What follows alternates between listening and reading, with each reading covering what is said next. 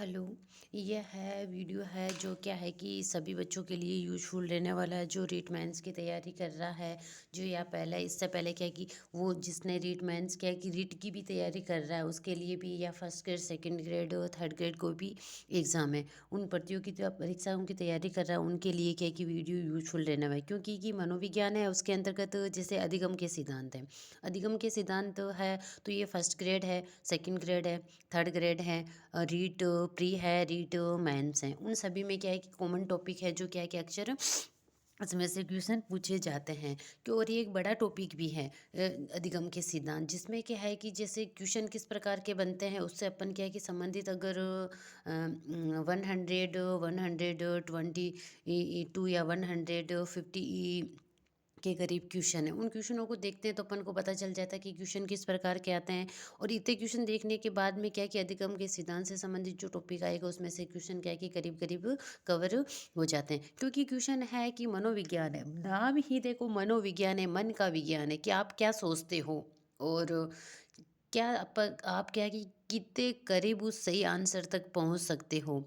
तो क्या है कि जैसे कि मनोविज्ञान के सिद्धांत है, प्रतिपादक है, किस पे किया था, वो तो क्या है कि कॉमन टॉपिक है जो डिटो पूछे जाते हैं।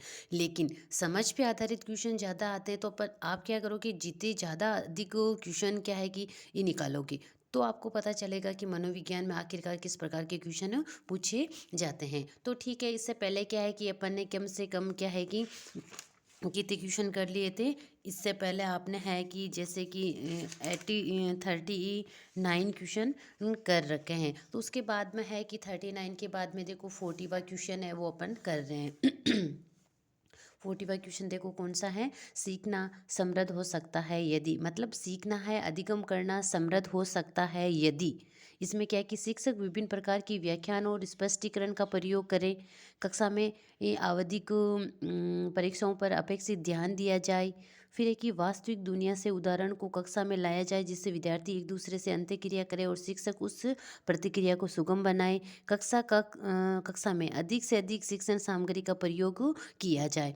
तो है कि इसमें से आप देखिए यदि सीखना समृद्ध कब हो सकता है, मतलब अधिगम व्यक्ति किस स्टेज पर ज़्यादा करेगा, तो उसमें देखो वास्तविक दुनिया से उदाहरणों को कक्षा में लाया जाए जिसमें विद्यार्थी एक दूसरे से अंतःक्रिया करे और शिक्षक उस प्रतिक्रिया को सुगम बनाए। फिर है कि सुल्तान चिंपैंजी का परीक्षण किस मनोवैज्ञानिक ने किया तथा उस सिद्धांत का नाम क्या है। सुल्तान चिंपैंजी है उसका परीक्षण किस मनोवैज्ञानिक ने किया था और उस सिद्धांत का नाम क्या है। जैसे सुल्तान है वो है कि उस अंतर्दृष्टि या सूझ का सिद्धांत, जो अंतर्दृष्टि व सूझ का सिद्धांत है वो है, और कोहलर ने दिया था। जैसे कि इसका है देखो कोहलर ने दिया था, अंतर्दृष्टि या सूझ का सिद्धांत है। अधिगम के प्रक्रम में अभिप्रेरणा, अधिगम है उसका जो प्रक्रम है उसमें अभिप्रेरणा क्या, अधिगम तो है सीखना, अभिप्रेरक अभिप्रेरणा वो है शक्ति है जो क्या कि व्यक्ति को कार्य करने के लिए प्रेरित करती है। सीखने वालों की स्मृति को तेज बनाता है, सीखने वाले हैं उसकी स्मृति को तेज बनाता है, पुराने अधिगम से नए अधिगम को विभेदित करता है, एक दिशीय रूप से सोचने में और में सीखने वालों को प्रस्तुत करता है, नए सीखने वालों में अधिगम के लिए रुचि का सृजन करता है। मतलब तो ये है कि अधिगम के प्रकरण में अभिप्रेरणा है तो वो क्या है कि नए सीखने वालों में क्या है कि अधिगम के लिए रुचि सृजन करना, मतलब किसी कार्य को अपन करते हैं, अभिप्रेरणा है। अभिप्रेरणा का कार्य अधिगम में क्या होगा कि उसे सीखने के लिए प्रेरित किया जाएगा। तो इसमें क्या है कि नए सीखने वालों में अधिगम के लिए रुचि का सृजन करना वो क्या है कि अभिप्रेरणा है उसके अंतर्गत। फिर अगला देखिए, जैसे कि शिवानी द्वारा पूछे गए एक प्रश्न का उत्तर शिक्षक तत्काल नहीं दे सकता, शिक्षक की प्रतिक्रिया क्या होनी चाहिए। शिक्षक के द्वारा शिवानी को चुप करा देना चाहिए, ये तो होना चाहिए नहीं चाहिए कि अपन को क्वेश्चन नहीं आए तो अपन क्या है कि उसको चुप करवा दे, ये तो एकदम गलत है। शिक्षक द्वारा शिवानी को डांट कर बैठा देना, ये भी नहीं कि बच्चे अगर क्लास में क्वेश्चन पूछे तो शिक्षक ये थोड़े ना करेगा कि उसको डांट के नीचे बैठा देगा, ये भी गलत है। शिक्षक को कहना चाहिए मैं नहीं जानता हूँ, अगर सीधे सीधे मुंह पे बच्चे को कह दे शिक्षक के मैं नहीं जानता हूँ तो क्या है कि उसका जो शिक्षक का जो प्रभाव है वो क्या है कि बच्चों पर क्या है कि सकारात्मक ना होकर नकारात्मक होगा कि ये ना टीचर है, टीचर को भी कुछ नहीं आता है। शिक्षक द्वारा इस प्रश्न का सही उत्तर बाद में ये समझ कर दे। शिक्षक द्वारा इस प्रश्न का सही उत्तर बाद में समझ कर देना चाहिए। मतलब शिक्षक अगर उसमें उसको उत्तर नहीं आ रहा है तो वह क्या करेगा, उसको उत्तर को पहले क्वेश्चन को समझेगा, समझ कर फिर उस उत्तर को देगा। आवश्यकता नहीं है कि शिक्षक प्रत्येक जानकारी का चलता फिरता विश्वकोश हो। कुछ ऐसी जानकारी और सूचनाएं हो सकती है जिनसे क्या है कि शिक्षक अपरिचित हो और तत्कालीन रूप में छात्रों को नहीं बता सके, किंतु समय रहते हुए अध्यापक ये करते हुए है कि वे बालकों की जिज्ञासा को शांत करें। देखो कि अध्यापक है वो क्या है कि एक ऐसा तो नहीं है कि भगवान है कि उसे सारे के सारे डाटा मेमोरी के अंतर्गत वो चाहे कोई से भी क्वेश्चन पूछो वो बता सकता है नहीं, नहीं बता सकता है, क्योंकि उसके अंतर्गत ये नहीं कि वो प्रत्येक क्षेत्र से कुछ न कुछ जानकारी रखता है। शिक्षक जो है कोई भी सब्जेक्ट पढ़ा हो, बच्चे की जिज्ञासा हो तो क्वेश्चन पूछ सकता है। जैसे बाहरी वातावरण से संबंधित अगर क्वेश्चन हो तो वो भी पूछ सकता है। लेकिन अगर शिक्षक को उस समय क्वेश्चन नहीं आए तो बाद में उसको वे अच्छे से समझ के शांत करके फिर बाद में क्या है कि उसको बता सकता है। अगला क्वेश्चन देखिए, जैसे कि गेस्टाल्ट का अर्थ है। गेस्टाल्ट का अर्थ क्या होता है, जैसे कि पूर्णाकार होता है। यदि गणित का अधिगम भौतिक के अधिगम में सहायक हो तो क्या, गणित का अधिगम है जो भौतिक के अधिगम में सहायक हो। शून्य स्थानांतरण, लंबवत स्थानांतरण, सकारात्मक स्थानांतरण, नकारात्मक यदि गणित का जो अधिगम है वो क्या है कि बच्चे के लिए एक विषय का ज्ञान दूसरे विषय में क्या है कि सहायक हो तो वो क्या है कि सकारात्मक स्थानांतरण होगा। फिर इसमें देखिए जैसे कि यह है पावलोव के अनुबंधन प्रयोग में भोजन के पूर्व उपस्थिति ध्वनि को क्या प्रदर्शित करती। जैसे पावलोव का जो अनुबंधन है उसमें क्या है कि प्रयोग में भोजन है उसके पूर्व उपस्थिति ध्वनि को, जैसे कि उससे पूर्व उपस्थिति ध्वनि है उसको क्या नाम दिया गया है, उसको नाम जैसे अनानुबंधित उद्दीपक दिया गया है, विलंबित उद्दीपक दिया गया है, ध्वन्यात्मक उद्दीपक दिया गया है, अनुबंधित उद्दीपक। तो उसमें क्या है कि अनुबंधित उद्दीपक कहा गया है। फिर है कि पावलोव के प्रयोग में भोजन को अनुबंधन की भाषा में क्या कहा जाता है। भोजन है उसको अनुबंधन की क्रिया है उसमें क्या कहा जा सकता है, तो वो भोजन को का अनुबंधित उद्दीपक कहा जाता है, या अनुबंधित अनुक्रिया कहा जाता है, या अनानुबंधित उद्दीपक कहा जाता है, या अनानुबंधित अनुक्रिया कहा जाता है, तो उसको कहा जाता है अनानुबंधित उद्दीपक। फिर है कि जैसे सीखने की अंतर्दृष्टि सिद्धांत किसकी देन है। सीखने की अंतर्दृष्टि सिद्धांत संरचनावादियों की है, गेस्टाल्टवादियों की है, मनोविश्लेषणवादियों की है, या व्यवहारवादियों की है। तो है सीखने का अंतर्दृष्टि जो सिद्धांत है वो क्या है कि गेस्टाल्टवादियों की देन है। फिर है कि अधिगम तब तक संभव नहीं है जब तक कि अधिगम तब तक संभव नहीं है जब तक कि शारीरिक और मानसिक रूप से नहीं हो। शारीरिक और मानसिक रूप से क्या है कि वो उसको तत्पर परिपक्व सूझबूझ वाला नहीं हो। तो मतलब उपयुक्त तीन ही क्वेश्चन इसमें क्या है कि सही हैं, क्योंकि तत्पर भी होना चाहिए, परिपक्व भी होना चाहिए, सूझबूझ वाला भी होना चाहिए। फिर है कि निम्नलिखित में से वंचित वर्ग में शामिल होते हैं अनुसूचित जाति, अनुसूचित जनजाति, विकलांग बालक, उपयुक्त सभी। तो उपयुक्त सभी होते हैं। अनुबंधन स्थापित होने के बाद यदि बार बार मात्र अनुबंधित उद्दीपक ही उपस्थिति की जाने पर अंत्यगोत्वा अनुबंधित अनुक्रिया का बंद हो जाना क्या कहलाता है, तो वो विलोप कहलाता। मतलब ऐसे कि जैसे अनुबंधित स्थापित होने के बाद में जैसे कि पहले भोजन दिया जाता है, फिर घंटी बजाई जाती, प्रस्तुत किया जाता है, फिर घंटी बजाई जाती है, और फिर क्या है कि वो उसके लार टपकती। तो वो है क्या है कि जैसे कि बाद में क्या है कि अनुबंध भोजन को तो उन्होंने क्या है कि बीच में से हटा लिया, और फिर ये कि घंटी घंटी बजाते हैं, तो एक बार बजाएगा तो वो क्या है कि लार टपकेगी, और बार बार ये किया जाता है ना, तो अंत्य को तो उसको यह है कि जो कुत्ते के मुँह से जो लार टपकती है वो बंद हो जाती। तो है कि वो लार टपकना क्या है कि बंद होना विलोप कहलाता है। कोहलर ने अपने अधिगम संबंधी प्रयोग किए थे। कोहलर है उसने अपने अधिगम संबंधी प्रयोग किस पे किए थे, चिंपांजियों पर किए थे। अधिगम सर्वोत्तम होगा जब बुद्धि होगी, अनुशासन होगा, अभिप्रेरणा होगी, अभिवृद्धि होगी। अभिप्रेरणा होगी। अधिगम सर्वोत्तम कब होता है, जब अभिप्रेरणा मतलब वो व्यक्ति के अंतर्गत प्रेरित करने वाले कारक है वही उसको क्या है कि अधिक सीखने के लिए प्रेरित कर सकता है। जैसे कि उसकी इच्छा ही नहीं है कुछ कार्य करने की, तो क्या है कि वो उस कार्य को नहीं कर सकता, लेकिन उसकी कार्य करने की इच्छा है उसमें, जैसे उसको बढ़ाया जाए तो वो क्या है कि अभिप्रेरणा होती है, और अभिप्रेरणा है क्या है कि अधिगम है उसको क्या है कि आगे बढ़ा सकती हैं। पावलोव के अनुबंधन प्रयोग में केवल ध्वनि की उपस्थिति करने पर होने वाली अनुक्रिया को क्या कहते हैं? जैसे कि पावला का जो अनुबंधन है उसमें केवल ध्वनि के उपस्थित करने पर होने वाली ध्वनि, तो उसे कहते हैं अनुबंधित अनुक्रिया कहते हैं। भोजन के साथ करते तो अनानुबंधित अनुक्रिया के देगा, और केवल है वो ध्वनि ही है तो वो अनुबंधित अनुक्रिया है। साइकिल चलाने वाला स्कूटर चलाना शीघ्र सीख लेता है। जैसे एक व्यक्ति साइकिल चलाता है वो क्या है कि स्कूटर शीघ्र सीख लेता है, तो ये क्या है, तो उसमें ये सहायक है या बाधक हो रही है, तो इसमें क्या है कि सहायक हो रही है तो वो क्या है कि धनात्मक स्थानांतरण है। लेकिन यहाँ क्या होता है, साइकिल चलाने वाला क्या है कि स्कूटर भी नहीं चला सकता है, या स्कूटर चल तो वो क्या है कि एक नकारात्मक हो जाती है, लेकिन इसमें ये सहायक है वो तो वो धनात्मक है। पावलोव के शास्त्रीय अनुबंधन में पहले भोजन उसके बाद ध्वनि उत्पन्न की गई। पहले ध्वनि तत्पश्चात भोजन, पहले ध्वनि तत्पश्चात भोजन प्रस्तुत किया गया। भोजन व ध्वनि साथ साथ प्रस्तुत किए गए, सिर्फ भोजन प्रस्तुत किया गया। तो उसमें क्या है कि पावलोव के अनुबंधन, या क्या है कि अनुबंधन के अंतर्गत अगर आपको या अनानुबंधन पूछ लिया जाता ना, अनानुबंधन, तो उसमें पहले भोजन उसके बाद में ध्वनि उत्पन्न की गई थी। लेकिन पूछा क्या गया, आपको वर्ड पकड़ना है, क्योंकि इसमें जो क्या है कि 3 चरण थे, उन तीनों चरणों को आप अच्छे से पढ़ लोगे ना।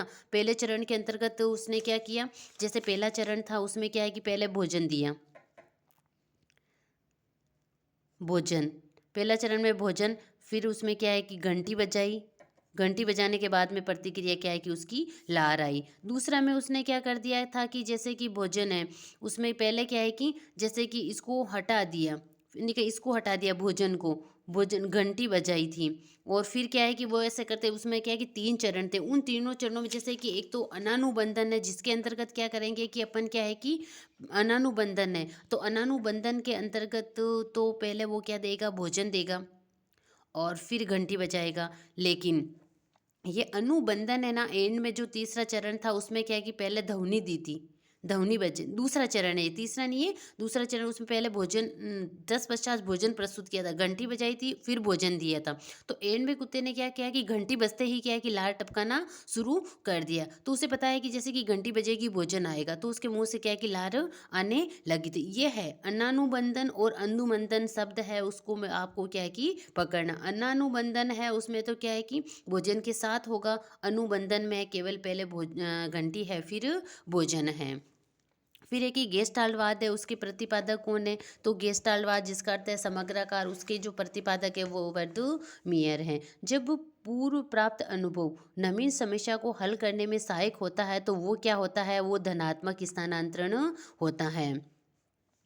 फिर है कि उद्दीपक अनुक्रिया के मध्य साहचर्य स्थापित करने वाले प्रक्रम उद्दीपक है, अनुक्रिया है, उसके मध्य जो साहचर्य है उसको स्थापित करने वाले प्रक्रम क्या कहलाते हैं, तो अभिप्रेरणा कहलाते हैं, संवेग कहलाते हैं, अधिगम कहलाते हैं, संप्रत्यय। तो उद्दीपक अनुक्रिया के मध्य जो साहचर्य स्थापित करता है वो प्रक्रम अधिगम कहलाते हैं।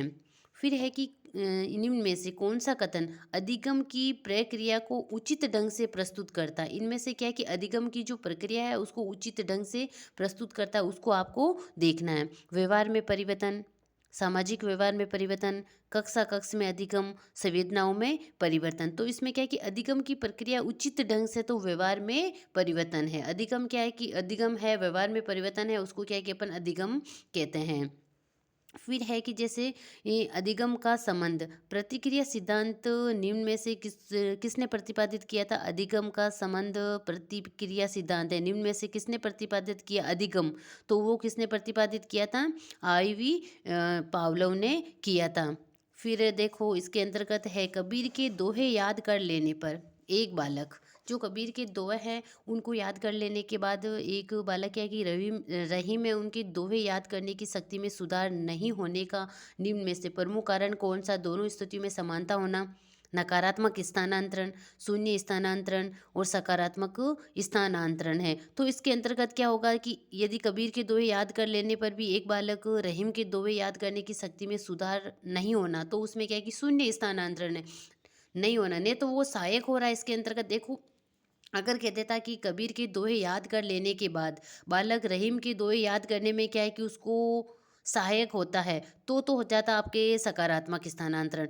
और इसमें कह देता है कि बाधक हो रहा है तो वो हो जाता नकारात्मक स्थानांतरण। इसमें ने तो सहायक का नाम लिया उन्होंने और नहीं बाधक का नाम लिया, तो वो क्या है कि शून्य स्थानांतरण। तो आपको क्या है कि क्वेश्चन को पढ़ना है कि क्वेश्चन किस प्रकार के आ रही है, ये आपकी थिंकिंग पे हो गया, आपको सोचना। क्योंकि मनोविज्ञान कभी रट्टी नहीं जाती है। इनके जो सिद्धांत है, प्रवर्तक है, किस पे प्रयोग किया था, कितने चरणों में किया, उनको तो आप रट सकते हो। लेकिन इनमें जो जैसे ये क्वेश्चन है, या तो कबीर और रहीम दे दिया हो सकता है अगले क्वेश्चन ने जैसे कि राम और सीता दे दिया, उनके हाथ दोहे कर दिए। तो आप ये क्वेश्चन है कि ये सोच रहे हो कि मेरे कबीर था कबीर ही होगा, राम है तो राम ही रहेगा, नहीं।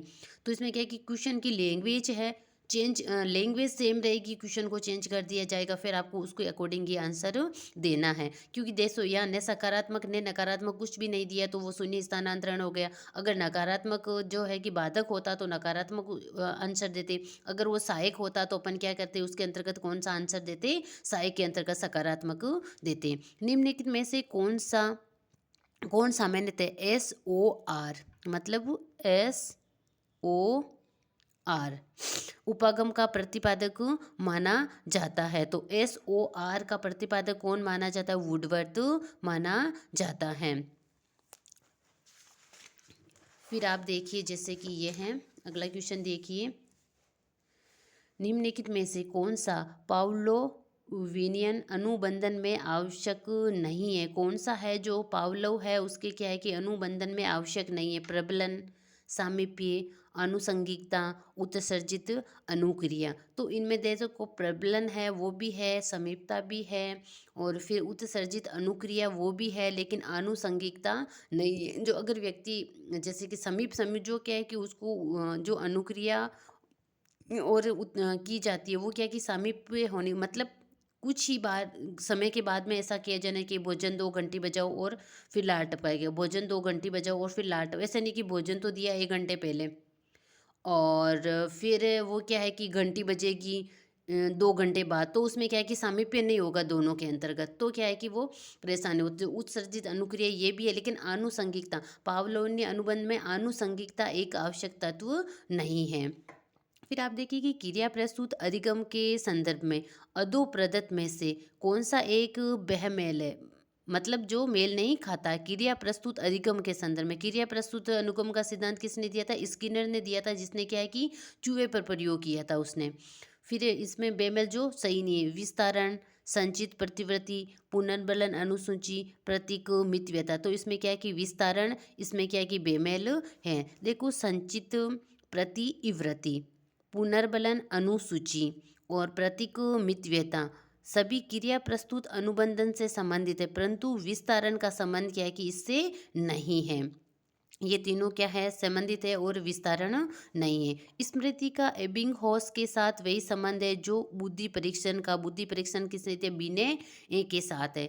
स्मृति का एबिंगहॉस के साथ वही संबंध है जो कि बुद्धि परीक्षण का बिने के साथ संबंध है। स्मृति एवं विस्मरण के क्षेत्र में एबिंगहॉस ने महत्वपूर्ण योगदान दिया था, उसी तरह बिने ने क्या है कि बुद्धि मापने के क्षेत्र में महत्वपूर्ण योगदान दिया था। फिर है कि देखो निम्न में से कौन सा बालक के अधिगम एवं विकास में सबसे अधिक योगदान देता है। इनमें से कौन सा है जो बालक के अधिगम एवं विकास में क्या है कि सबसे अधिक योगदान देता है। बालक का जो सीखने में है तो उसमें सबसे ज़्यादा, और उसका विकास करने में सबसे ज़्यादा योगदान कौन देता है, तो देखो परिवार है, समवयस्क समूह है, टेलीविज़न है, परिवार, समवयस्क समूह और अध्यापक है। तो इसमें क्या है कि परिवार है, समवयस्क समूह है और अध्यापक हैं। फिर है कि अधो प्रदत्त में से कौन सा सही ढंग से युग्मित नहीं है। इनमें से अधो प्रदत्त में से कौन सा सही ढंग से क्या है कि युग्मित नहीं है। तो देखो पावलोविन अनुबंधन प्रतिवर्ती अनुक्रिया है। फिर देखो जैसे कि प्रक्षेपणात्मक अधिभंग है, सावेगीय पेशीय कौशल है, क्रिया प्रस्तुत अनुबंधन, नेमेतिक अनुक्रियाएं होती है, अकर्मक प्रशिक्षण अनुक्रिया रोक लेना है। तो इसमें क्या है कि जो प्रेक्षणात्मक अधिगम है वो सांवेगी पेशीय कौशल, ये इसमें क्या है कि युग्म सही नहीं है। फिर है कि निम्न में से कौन सा उदाहरण, इसमें से देखिए निम्न में से ये कौन सा जो उदाहरण है वो, अब 1 मिनट इसको सही कर लेते हैं। निम्न में से कौन सा उदाहरण बांडुरा के अवलोकन आधारित अधिगम का नहीं है। बांडुरा ने क्या है कि सामाजिक अधिगमन का सिद्धांत दिया। विद्यार्थियों द्वारा केंचुए के विच्छेदन को सीखना, क्रिकेट का उत्साह, सामाजिक अध्ययन के प्रति नापसंदगी, स्कूल की घंटी बजने पर अपने बस्ते बंद कर लेना, ये नहीं है। इनमें से कौन सा उदाहरण अधिगम को प्रदर्शित करता है। इनमें से कौन सा उदाहरण है जो अधिगम है उसको प्रदर्शित करता है, तो वो क्या है कि हाथ जोड़कर एक अध्यापक का अभिवादन करना। सीखी गई क्रिया का अन्य समान परिस्थितियों में उपयोग किया जाना क्या कहलाता है। सीखी गई अन्य किसी उपयोग तो अधिगम स्थानांतरण कहलाता है। वो क्या कहलाता है, अधिगम स्थानांतरण कहलाता है। फिर है कि सूची 1 है उसको सूची 2 से सही सुमेलित करना है। तो अपन देखिए जैसे कि थार्नडाइक है, तो थार्नडाइक ने क्या है कि अभ्यास का सिद्धांत दिया था। थार्नडाइक ने क्या दिया था, देखो थार्नडाइक है उसने दिया था अभ्यास का सिद्धांत दिया। और फिर है स्किनर है, उसने क्या किया था, स्किनर ने क्या किया था, ये है स्किनर प्रतिवर्ती अनुपात अनुसूची का सिद्धांत। पावलोव है, तो पावलोव ने दिया था चिन्ह चिन्ह।